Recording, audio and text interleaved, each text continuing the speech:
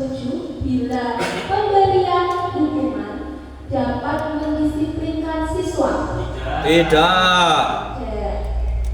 Yang pertanyaan kedua, pemberian hadiah dapat meningkatkan prestasi siswa?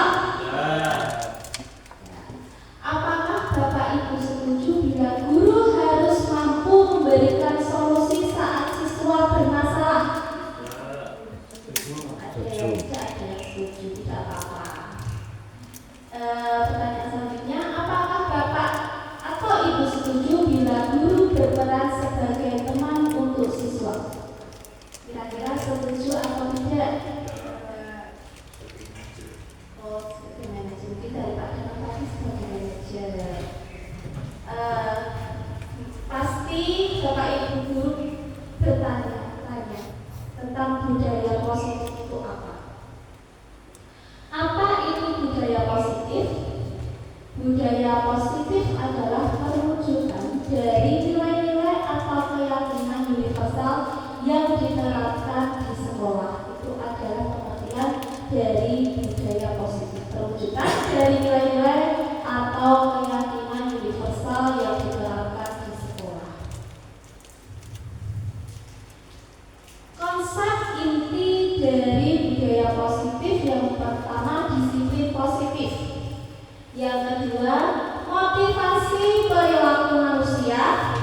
Yang ketiga, keyakinan kelas atau sekolah.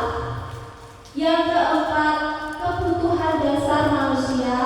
Yang kelima, posisi kontrol seorang guru. Dan yang keenam, segitiga restitusi. Apakah Bapak Ibu guru ada yang belum tahu dari yang keenam tersebut, dari konsep inti keenam tersebut? Yang ya, dari segitiga restitusi. Baik, nanti saya akan menjelaskan tentang segitiga restitusi. Nah, di sini saya punya permainan. Cobalah buka. Apa sudah pernah Bapak Ibu pernah melakukan permainan cobalah buka? Apa belum? Pertama, saya mau membuat kelompok. Setiap kelompok 2 orang. Kira-kira Pak Ada mau sama siapa? Yang cewek sama cowok nggak apa-apa, nggak harus cowok sama cowok. Yang dekat-dekat saja ya. Ada Bu Nita, Bu Ija, Pak Hari, Bu Ani, Bu Devi, Bu Ani, sama Pak Danang. Sekarang boleh berhadapan. Nggak apa-apa. Tidak berhadapan. Siapa yang ingin menggenggam tangannya? Kira-kira siapa? Tangan sendiri atau tangan siapa, Bu? Tangan sendiri dong, nggak usah tangan yang lain. Nah, di situ Bapak Ibu bayangkan yang dikepal itu adalah sesuatu yang berharga dari Bapak Ibu guru semua.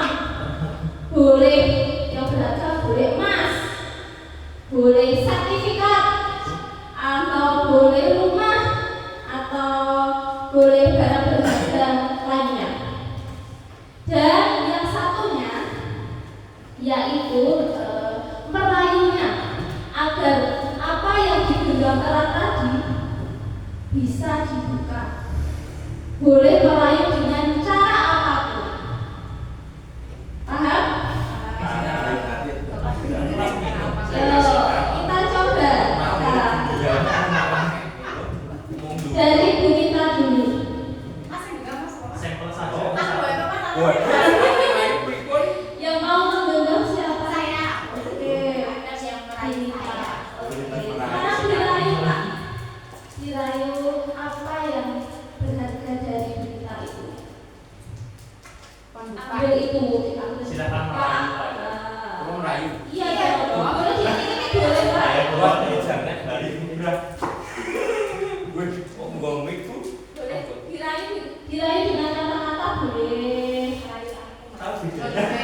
Bedanya aspal bintang.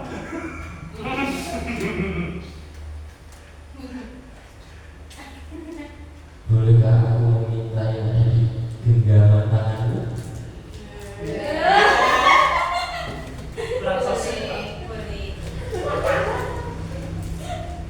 Tapi ada syaratnya.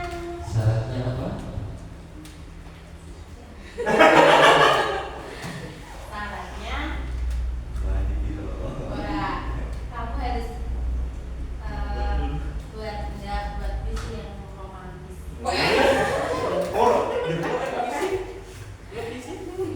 Ya sudah. Pokoknya sebisanya. Sampai bumi talung. Iya. Sampai dikasih kaki bunga. Ininya. Yang Yang buka. Nyanyi mau? Oke, nyanyi. Gas. Nek kesaing kamu perlu. Boleh. Iya. Puisi mawon punya. Oke. Nek nyanyi kan nggak enak tuh sama Isunya. Yuk. puisi itu. Atau pantun saja. Mau nyanyi, mau puisi, atau mau pantun? Atau mie ayam. Mau apa? Pak Adam? Oke, pantun. Coba Pak Adam.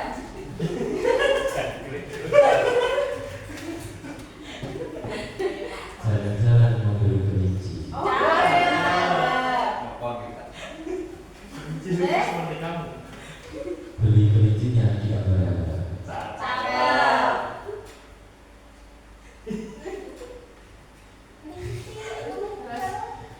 Lanjut Pak Adam. Bolehkah aku meminta Genggaman. sesuatu yang ada di genggaman? Oke. Terus karena setelah saya memberikan genggamannya, terus ya sebisanya jangan dikasih. Jangan boleh dikasih. Ya kan genggamanmu. Terus Ya mau dibuat sama mawon. Boleh nggak Bu kira-kira mau dikasihkan tidak sama Pak Adam Mau dikasih kelinci. sesuatu yang berharga, sangat berharga. Kira-kira Bu Mita yang berharga apanya sih Bu Mita? apa ya Bu ya? Yang berharga itu hati saya Bu. Hatinya. Oke Bu Mita. Satu lagi ya. Mbak Adin, Bu Adin sama Bu Devi. Yo, siapa yang? Oke. Coba Bu Devi merayunya. Ini yang di genggaman apa? Jadi uang berapa? Satu miliar. Oke. Bu Adit, boleh saya minta uangnya nanti saya ganti dengan mobil. Nggak mau. Kalau gitu rumah dijual. Nggak mau juga. Aduh, pakai apa ini ya?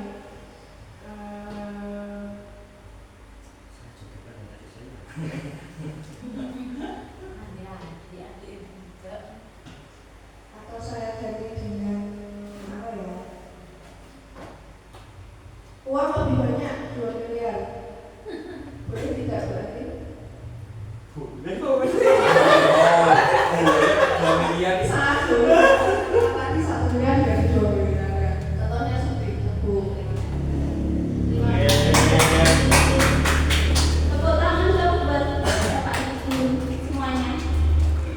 Oke, dari permainan tadi kita lanjutkan ke teori kelompok, yaitu menurut William Glasser, yaitu ilusi guru mengontrol murid.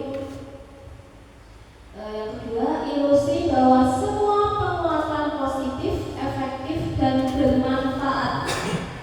Selanjutnya, ilusi bahwa kritik dan membuat orang merasa bersalah dapat menguatkan karakter.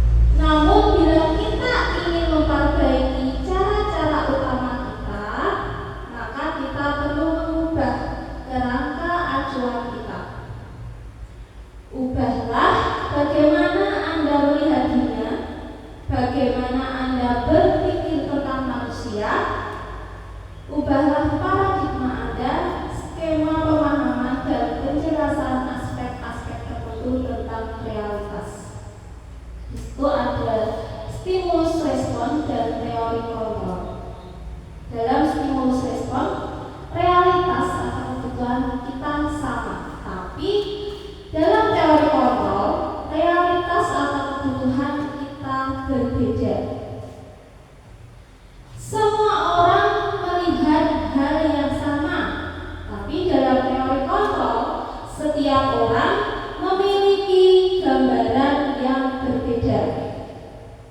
Selanjutnya, kita mencoba mengubah orang agar berpandangan sama dengan kita. Tapi dalam teori kontrol kita berusaha memahami pandangan orang lain tentang dunia. Perilaku buruk dilihat sebagai suatu kesalahan. Dalam teori kontrol, semua perilaku memiliki tujuan. Orang lain bisa mengontrol saya, tapi hanya Anda yang bisa mengontrol diri Anda.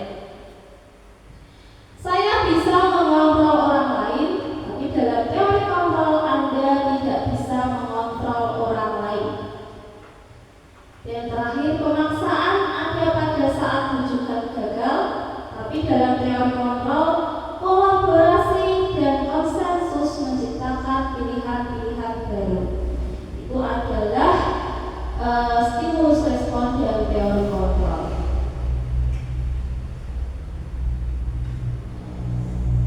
Seseorang yang memiliki disiplin diri berarti mereka bisa bertanggung jawab terhadap apa yang dilakukannya karena mereka mendasarkan tindakan mereka pada nilai-nilai kebajikan universal.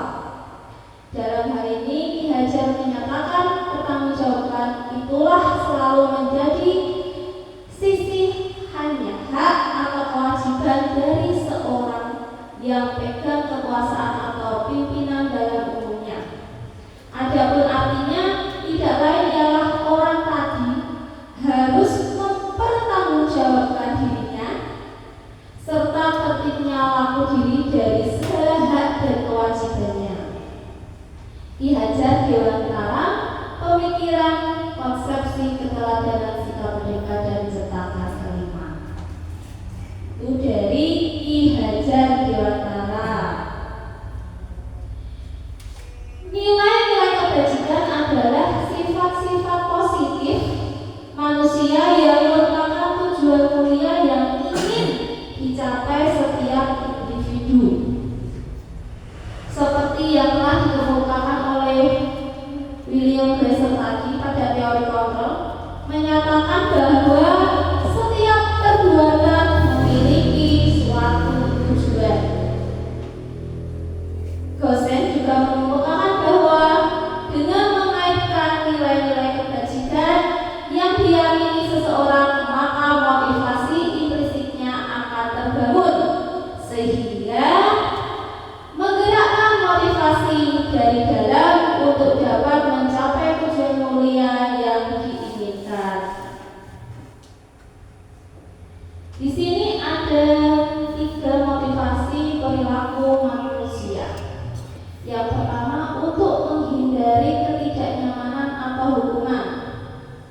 Biasanya anak-anak itu menghindari hukuman dari gurunya dan merasa ingin nyaman, aman. Yang kedua, untuk mendapatkan imbalan atau penghargaan dari orang lain. Biasanya anak-anak kalau dikasih imbalan penghargaan itu semangat. Betul Pak Adas?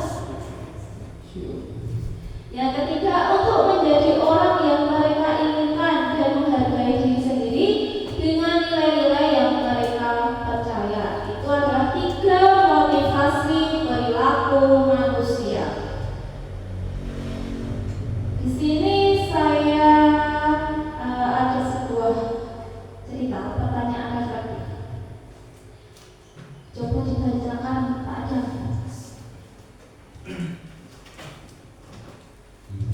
Iva kurang menguasai pelajaran matematika, sehingga pada saat pelajaran tersebut berlangsung, dia lebih banyak diam diri atau menggambar di buku pelajarannya. Pada saat guru matematikanya, Pak Seno, menanyakan pertanyaan, ia menjadi gugup dan tidak sengaja menjatuhkan dari kursi, serta tiba-tiba menjadi gagap pada saat menjawabnya. Seluruh kelas pun tertawa melihat perilaku Iva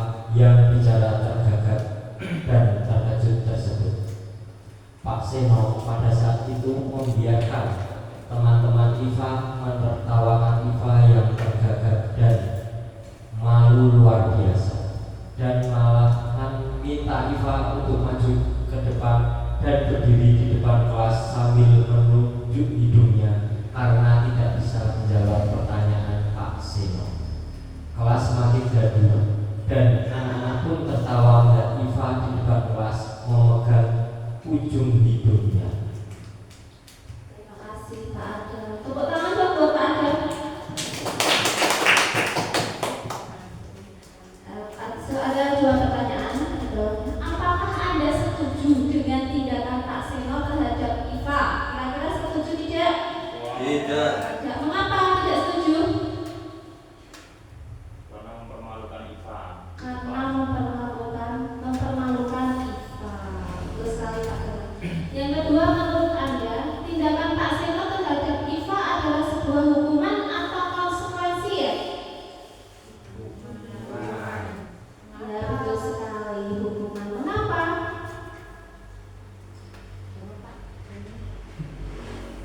Mengapa kok itu sebuah hukuman? Karena dilakukan tanpa persetujuan Iva, langsung Tidak ada kesepakatan. Ya, betul sekali. Karena tidak ada kesepakatan. Selanjutnya, apa itu hukuman? Hukuman bersifat tidak terencana atau tiba-tiba. Anak atau murid tidak tahu apa yang akan terjadi dan tidak dilibatkan. Hukuman bersifat satu arah dari pihak guru yang memberikan dan murid hanya menerima suatu hukuman tanpa melalui suatu kesepakatan atau pengarahan dari pihak guru, baik sebelum atau sesudahnya. Hukuman yang diberikan bisa berupa fisik maupun psikis. Murid atau anak disakiti oleh suatu perbuatan atau kata-kata, itu adalah hukuman. Selanjutnya, apa itu konsekuensi? Konsekuensi itu sudah terencana atau sudah disepakati, sudah dibahas dan disetujui oleh murid dan guru. Umumnya, bentuk-bentuk konsekuensi itu dibuat oleh pihak guru atau sekolah dan murid sudah mengetahui sebelumnya. Konsekuensi yang akan diterima bila ada pelanggaran pada konsekuensi, murid tetap dibuat tidak nyaman untuk jangka waktu pendek. Konsekuensi biasanya diberikan berdasarkan suatu data yang umumnya dapat diukur. Misalnya, setelah 3 kali tugasnya tidak diselesaikan pada batas waktu yang diberikan, atau murid melakukan kegiatan di luar dengan pembelajaran, misalnya mengobrol, bujek sama temannya, maka murid tersebut akan kehilangan waktu bermain dan harus menyelesaikan tugas karena ketertinggalannya. Peraturan dan konsekuensi yang memiliki ini sudah diketahui sebelumnya oleh murid. Jadi sikap guru di sini senantiasa memonitor murid. Itu adalah konsekuensi. Selanjutnya, apa itu restitusi? Restitusi adalah proses menciptakan kondisi bagi murid untuk memperbaiki kesalahan mereka sehingga mereka bisa kembali pada kelompok mereka dengan karakter yang lebih kuat. Restitusi juga merupakan proses kolaboratif yang mengajarkan murid untuk mencari solusi untuk masalah mereka dan membantu murid berpikir tentang orang seperti apa yang mereka inginkan dan bagaimana mereka harus memperlakukan orang lain. Itu pengertian dari restitusi. Nah, di sini ada identitas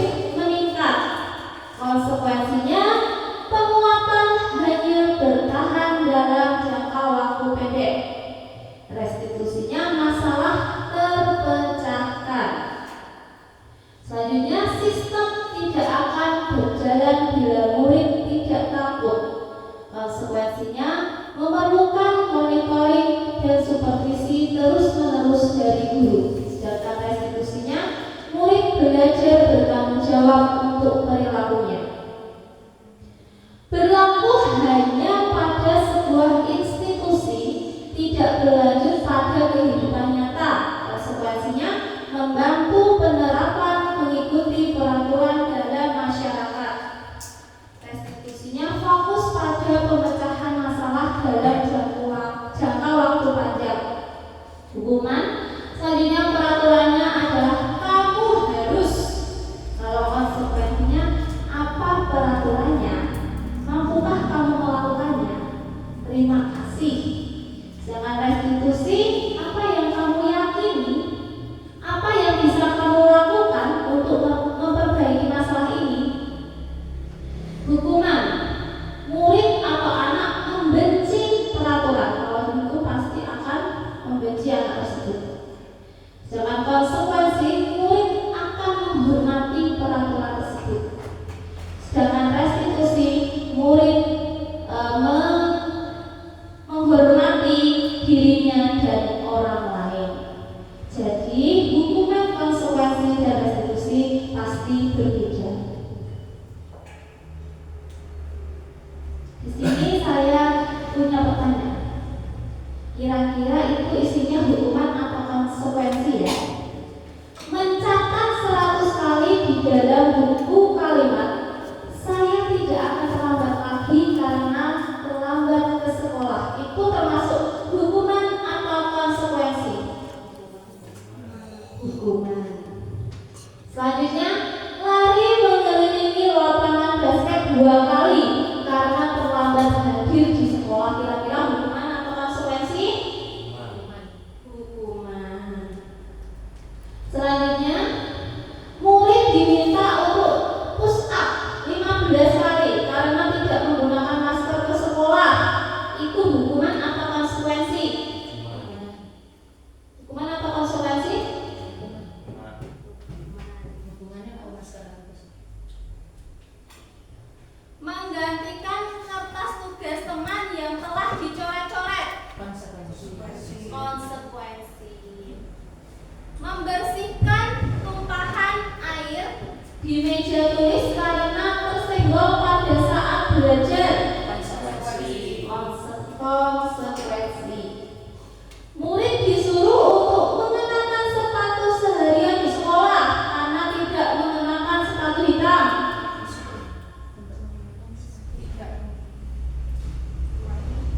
Berarti hukuman atau konsekuensi? Murid disuruh untuk mengenakan sepatu seharian di sekolah karena tidak mengenakan sepatu hitam. Konsekuensi. Lari mengelilingi lapangan basket 2 kali karena terlambat 10 menit untuk pelajaran PJOK. Hukuman. Hukuman fisik. Ya, hukuman. Selanjutnya, mengapa keyakinan kelas, mengapa tidak peraturan kelas saja? Nah, di sini menekankan pada keyakinan seseorang akan lebih memotivasi seseorang dari dalam. Seseorang akan lebih tergerak dan bersemangat untuk menjalankan keyakinannya daripada hanya sekedar mengikuti serangkaian peraturan tertulis tanpa makna. Murid-murid pun demikian, mereka perlu mendengarkan dan memahami arti sesungguhnya tentang peraturan-peraturan yang diberikan. Apa nilai-nilai kebajikan di balik peraturan tersebut? Apa tujuan utamanya? Dan menjadi tidak tertarik atau takut sehingga hanya sekedar mengikuti serangkaian peraturan-peraturan yang mengatur mereka tanpa memahami tujuan mulianya. Itu mengapa keyakinan kelas, mengapa tidak peraturan kelas saja. Nah, di sini ada contoh keyakinan kelas untuk keyakinan kelas 1, kelas 5, dan kelas 7. Kelihatan tidak deh? Kelihatan? Kelihatan. Ya, di situ ada contohnya. Kalau kelas 1 setiap anggota kelas perlu belajar, perlu senang, perlu melakukan tugas, perlu saling menghargai dan merasa aman. Biasanya itu kelas 1 seperti itu. Kelas 5 bersikap positif, menjadi diri terbaik, menghormati orang lain serta barang miliknya, berkomitmen terhadap setiap tugas dan senantiasa membantu. Kalau yang keyakinan di kelas 7 itu sangat penting untuk menghormati semua orang dan barang milik orang lain. Contohnya seperti itu ya. Keyakinan kelas 1, kelas 5 dan kelas 7. Nah, di sini ada pertanyaan lagi tentang peraturan keyakinan kelas apa yang ada dalam peraturan tersebut. Selalu kembalikan buku ke tempatnya. Keyakinan kelas apa kira-kira? Selalu kembalikan buku ke tempatnya. Bertanggung jawab. Bertanggung jawab. Kan mengembalikan buku ke tempatnya. Dilarang mengganggu orang lain. Menghargai teman. Hadir di sekolah 15 menit sebelum pembelajaran dimulai. Disiplin. Dilarang melakukan kekerasan. Saling menghormati. Saling menghargai. Menghargai bisa, menghormati. Ada lagi? Tidak ada? Lanjut. Dilarang menggunakan narkoba. Dilarang menggunakan narkoba. Kesehatan itu sekali. Bergantian atau menunggu giliran. Bertanggung jawab, disiplin juga bisa. Menghargai bisa tidak ya kira-kira? Menghargai. Bisa. Gunakan masker. Kesehatan. Jangan berlari di kelas atau koridor. Bertanggung jawab. Apa kira-kira? Keselamatan.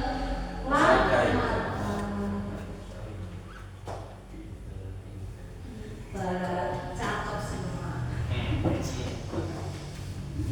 Posisi kontrol institusi itu ada 5.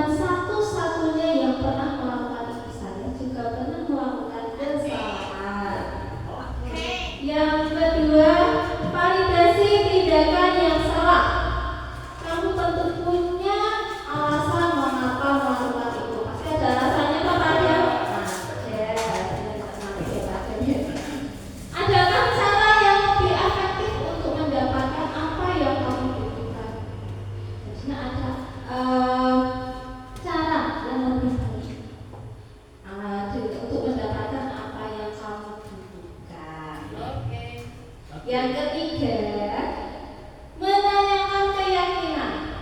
Nah, di sini keyakinan kelas apa yang telah kita sepakati? Pasti di sini sudah ada Bapak Ibu guru yang sudah pernah membuat keyakinan kelas.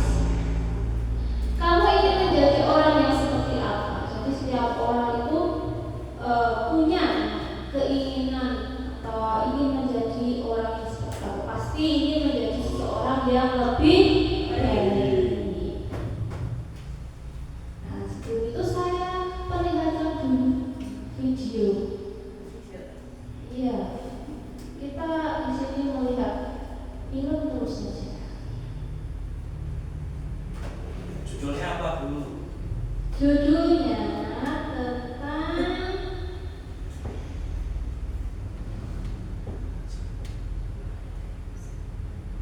tiga final segitiga restitusi. Tiga final segitiga restitusi.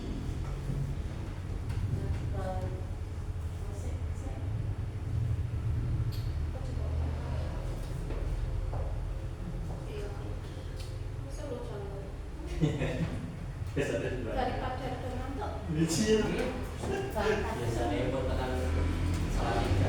Saya.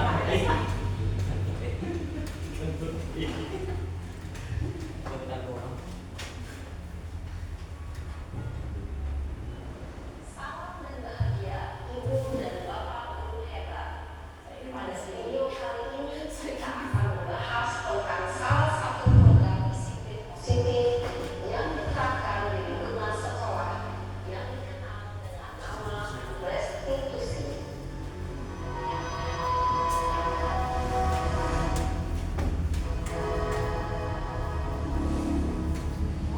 Restitusi dikembangkan oleh pakar pendidikan Diane Rosen, berlandaskan pada teori kontrol multi-dialisa. Segitiga restitusi adalah suatu proses dialog yang dijalankan oleh guru atau orang tua agar dapat menghasilkan murid yang mandiri dan bertanggung jawab. Pada saat guru posisi manajer, aspek yang dikembangkan pada murid adalah motivasi intrinsik, sehingga penanaman nilai-nilai kebajikan dapat berkembang dan berkembang menjadi suatu kebiasaan positif yang akhirnya membentuk karakter murid. Proses dialog ini terdiri dari 3 langkah yang digambarkan pada ketiga sistem pada segitiga restitusi. Sisi pertama adalah menstabilkan identitas. Sisi yang kedua adalah validasi tindakan yang salah. Dan sisi yang ketiga adalah menanyakan keyakinan. Ibu dan Bapak guru berikut ini akan menunjukkan murid seorang guru dalam posisi manajer menggunakan pendekatan segitiga restitusi.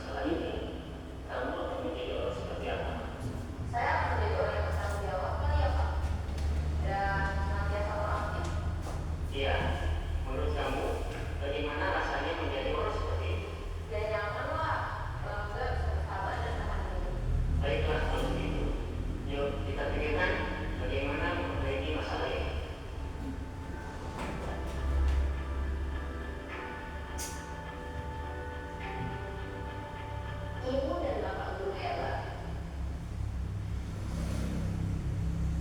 Berikut tadi adalah sebuah contoh segitiga restitusi yang ada 3 tahapan tadi. Ada menstabilkan identitas, ada validasi tindakan yang salah, dan menanyakan keyakinan. Jadi anak itu kalau bisa yang mencari solusinya sendiri, bukan gurunya yang mencarikan. Jadinya anak itu belajar untuk bertanggung jawab. Oke, terima kasih Bapak Ibu atas perhatiannya.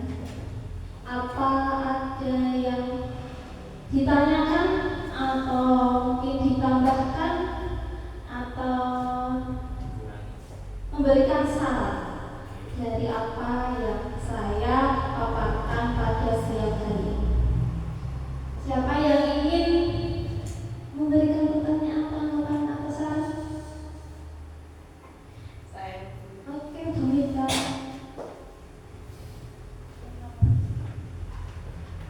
izin bertanya, Bu Bella. Tadi ada tentang keyakinan kelas. Dan saya mengaku di kelas 1. Nah, di kelas 1 itu ada anak yang belum bisa menulis, membaca, bahkan huruf saja kadang mereka belum hafal. Nah, pertanyaannya bagaimana membuat keyakinan kelas untuk kelas 1? Terima kasih. Terima kasih Bu Mita. Yuk kita berikan tepuk salut dulu untuk Bu Mita. Tahu tidak tepuk salut? Tepuk salut. Jempol kanan, jempol kiri. Salut. Satu kali lagi ya.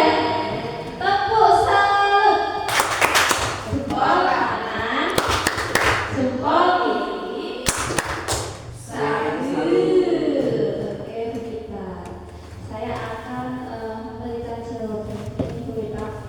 Mungkin kalau kelas 1 itu mungkin ada yang belum bisa membaca atau menulis. Nah, bagaimana kita membuat keyakinan kelas 1? Mungkin dengan gambar, Bu Mita. Anak-anak pasti tertarik dengan gambar tersebut. Mungkin gambar apa? Gambar seseorang yang sedang membuang sampah pada tempatnya.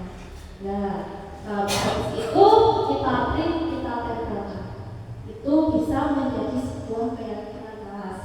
Jadinya anak-anak itu bisa melaksanakan keyakinan tersebut. Mungkin seperti itu dengan menggunakan gambar.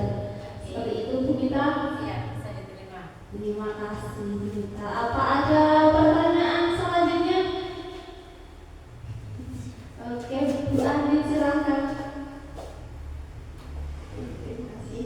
Izin bertanya, masih dalam keyakinan kelas ini mengenai guru mapel. Apa bisa guru mapel itu membuat keyakinan kelas sendiri, sedangkan di kelas tersebut sudah ada keyakinan kelas?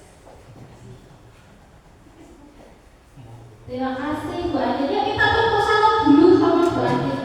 Tepuk salut yang mana? Salut jempol kanan. Jempol kiri. Salut. Terima kasih.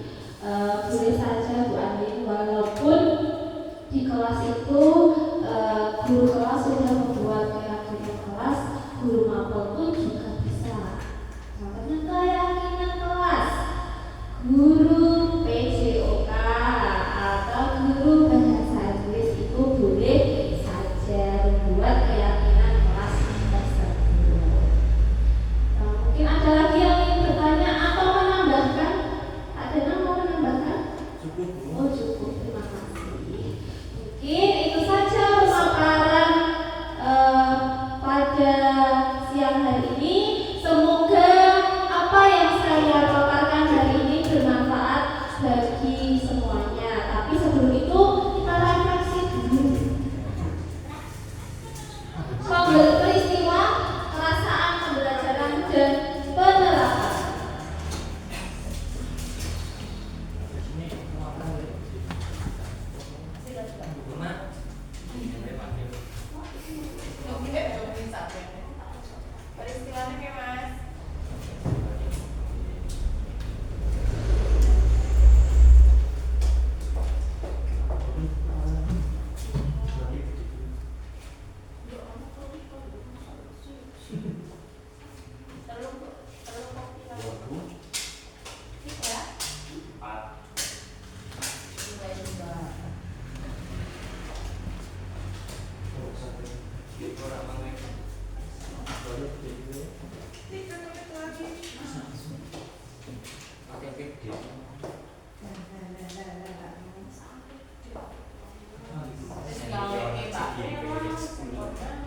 Senior CGP High School.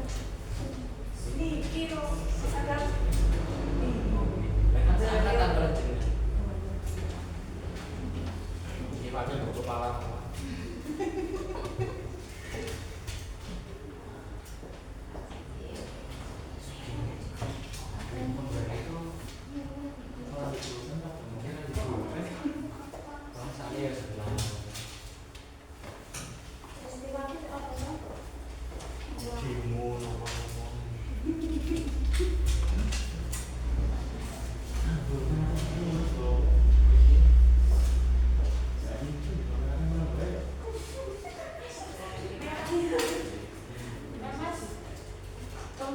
Boleh diterangkan untuk masing belajar.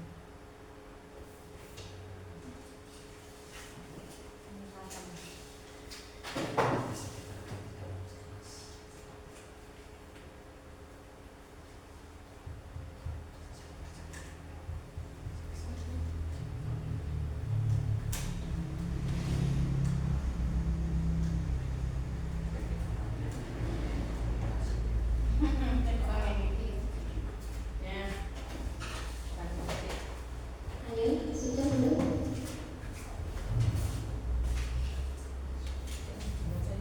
Nanti coba dibacakan ya Pak Adanya.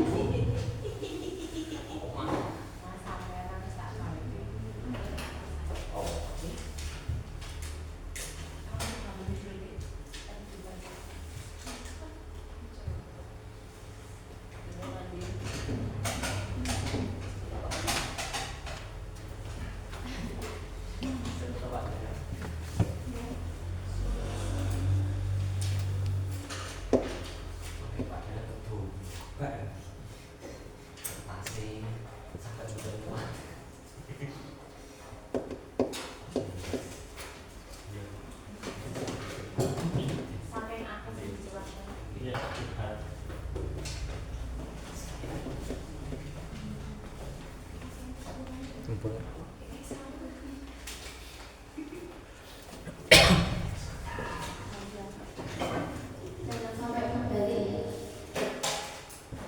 Oke lah.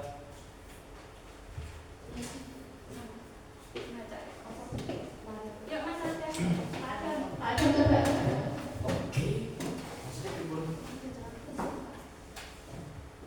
Peristiwa ada Itu siram lu, ben ketok muka belakangnya. Sisi kayak miring. Siram aku beli ke kamera. peristiwa